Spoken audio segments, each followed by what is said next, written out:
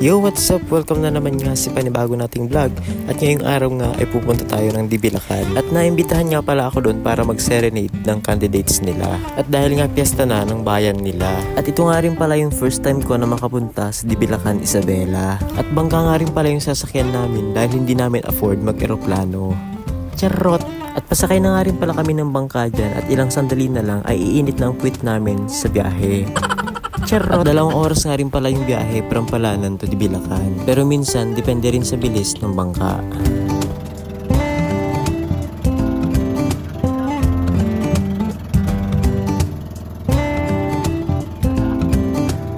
At may kabagalan nga rin pala yung bangkang nasakyan namin kaya medyo hassle ang biyahe. At sa 2 oras nga na biyahe namin ay nakarating na rin kami dito sa Dibilacan. At ito nga rin pala yung lighthouse nila. At ilang sandali na nga lang ay dodoong na kami sa pier. At pagbaba nga namin ay nagkanya-kanyang halungkat na kami ng wallet para magbayad ng bangka.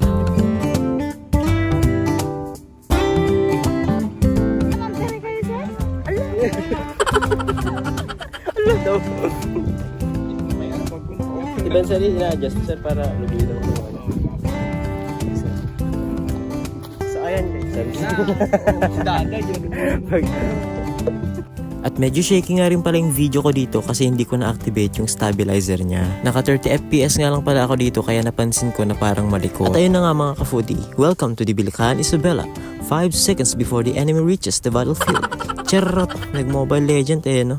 At pag-akit nga namin ay dumaretso na kami sa tinatawag nilang pavilion. Dito nga daw kasi nila pinapatuloy yung mga bisitang dumarating. Naisip ko kung tutuloy pa ba ako kasi hindi naman ako bisita Piling bisita lang. Charot! At itong vlog ko nga pala na itong mga ka-foodie ay dapat last month ko pa na i-upload. At hindi ko nga lang pala agad na edit kasi marami akong ginawa sa school pag uwi ko ng Palanan. At pagpasok nga namin sa pavilion ay sinalubong kami agad ng mga nagbabantay dito. At sadyang napakabait nga ng mga tao dito kasi pinagmerienda pa kami. Uy, dyan tayo magaling. Charot! At nag-logbook na nga rin pala kami dito para sa room accommodation. At nang naayos na nga namin ang mga gamit namin ay pumunta na rin kami sa reception para kumain. Reception, walang ganun. Kasal lang. Charot! Basta dito sa lugar na libre ang pagkain. Charot! At ito nga rin pala yung munisipyo ng Dibilacan. At pagkatapos nga namin kumain ay pumunta muna kami dito sa gym para tignan kung ano na ba ang kaganapan sa buhay ng bawat Pilipino. Charot! Ba't may pa ganun? At pagbalik nga namin ng pabilyon ay humiram muna kami ng motor para makapaglibot-libot dito sa Dibilacan. Sinulit ko nga pala munang mag-joyride kasi mamayang 2 PM pa naman ang rehearsal ko.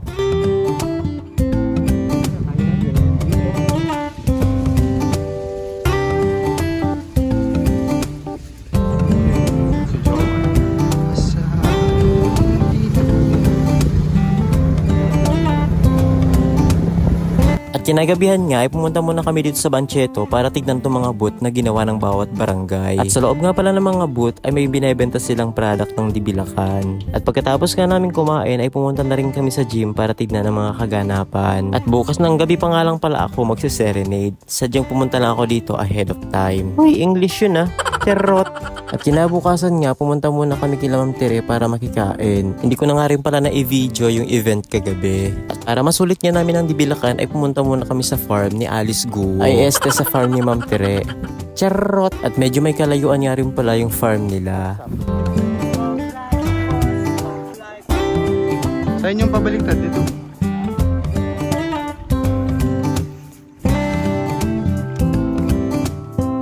At pagdating nga namin sa farm ay kung ano-anong prutas na yung kinain namin. At nanghuli na nga rin pala kami ng isda dito sa fish pond nila. Oo, nahulog.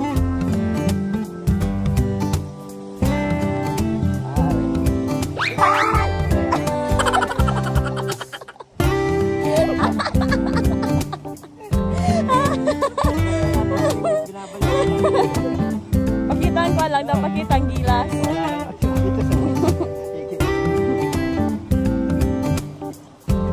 Madulas kasi.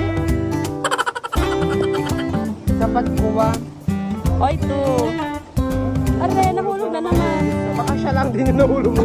Nahuli kanina. Ay, pagbunahan pa rin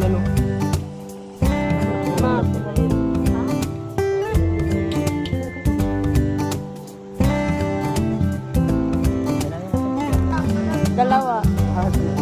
What if 1? What if 5? Dapat short. At pagkatapos nga naming mangisda ay nagluto na't lahat-lahat para makakain na kami. Ito na nga rin pala yung pinakahihintay ko. Charot! Ilang video muna pang pang sama sa vlog.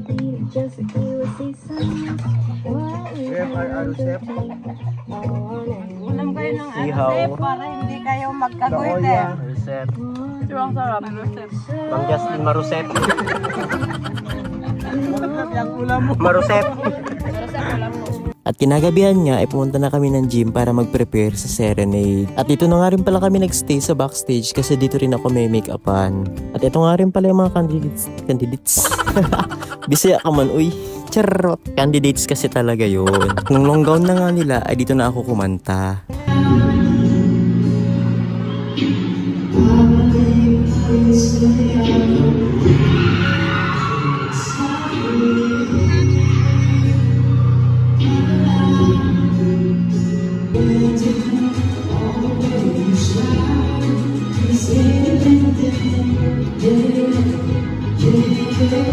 Shoutout nga pala sa Dibilakan at maraming salamat po sa pag-imbita sa akin.